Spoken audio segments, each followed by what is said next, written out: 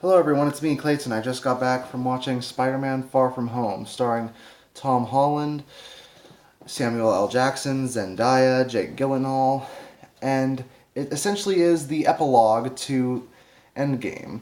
Essentially, it's the end of Phase 3 for Marvel, so we're gonna have to wait a long time for another Marvel film to come out after this, but I say it's a satisfying end to this era of Marvel movies. But let's get to the story, shall we? The story takes place after Avengers Endgame, where Spider Man and his classmates are going on a European vacation starting with Venice, Italy. That is until a group of interdimensional beings called the Elementals show up to wreak havoc, and a new hero by the name of Mysterio, played by Jake Gyllenhaal, is there to stop them. So Spider-Man has to make a lot of choices in a world after the events of Endgame to see if he'll be able to rise up to be a top hero in this universe, if he's going to have to pass the mantle to somebody else, and what he'll have to do with all these new responsibilities in a world that has changed forever. I won't say anything else because that'll go into spoilers for both this film and Endgame, but I'll just tell you what I think of the movie. I thought that this was better than Spider Man Homecoming, mainly because I thought the pacing was better, the humor was more hilarious, and I felt it was much more high stakes. Tom Holland does a great job playing this version of Peter Parker. I feel he absolutely nails the role. I think he really gets what makes Peter Parker an amazing character. Jake Gyllenhaal also does a great job as Mysterio. Those who know Mysterio from the comics should be very pleased with how he's portrayed in this film. And I really liked all of the things we learned about him and all the different abilities he has. He has a ton of spoilers directed towards him, so I won't say anything more, but I'll just say they did a great job with those aspects too. As for Peter's classmates, they're done pretty well too. Flash Thompson's just as scummy as you'd think he'd be in a hilarious way.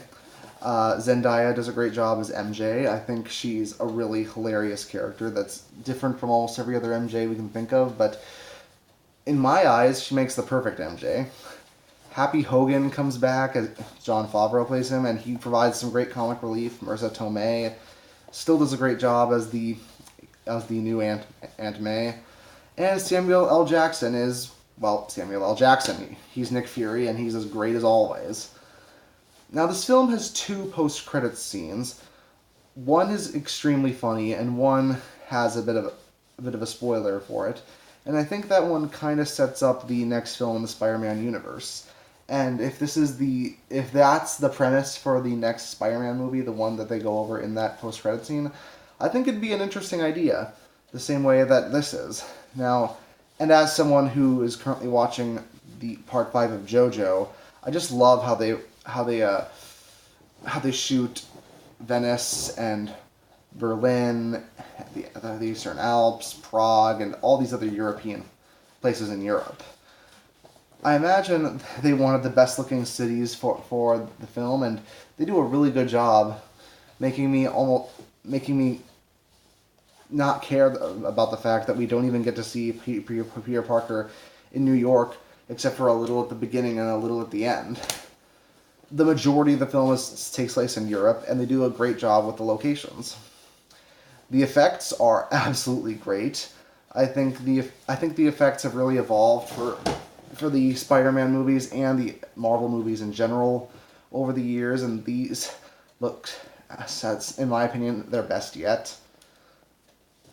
And there are certain sequences in the film that even remind me of some of the best moments of Spider-Man Into the Spider-Verse, which I wouldn't be surprised if they happened to use parts of that film as sort of an influence. That's not to say they ripped it off, it's just they maybe took a few influences from it. And seeing that Into the Spider-Verse is my favorite Spider-Man movie ever, that's definitely good to see. So, yeah, the Marvel films have evolved over the years from just these silly little comic book films that we all loved watching in our spare time to an entire universe of films about our favorite heroes and villains facing off against each other, watched by crowds of millions. And when it comes to that, I am really excited to see where the series goes from here, and I have no idea what they're going to do for Phase 4, but I'm all in either way. As for this one, I give Spider-Man Far From Home an 8.5 out of 10. See you next time.